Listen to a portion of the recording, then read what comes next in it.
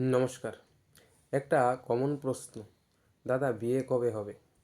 দেখুন, বিয়ে কবে হবে এটা নিয়ে বলতে গেলে অনেক কথা, যা বললেও হয়তো শেষ হবে না।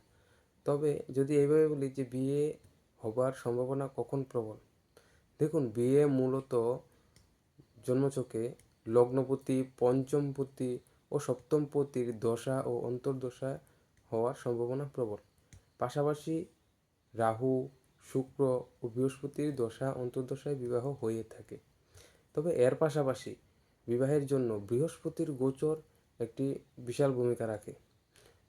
গোচরে বৃহস্পতি জন্মলগ্ন, জন্মরাশি, লগ্নের পঞ্চম বা রাশির পঞ্চম, নবম, সপ্তমে অবস্থান করলে বা দৃষ্টি দিলে বিবাহ হয়ে থাকে। তবে এক্ষেত্রে অবিবাহিত যোগ বা দেরিতে বিবাহ যোগ থাকলে হয়তো নাও মিলতে পারে। ধন্যবাদ।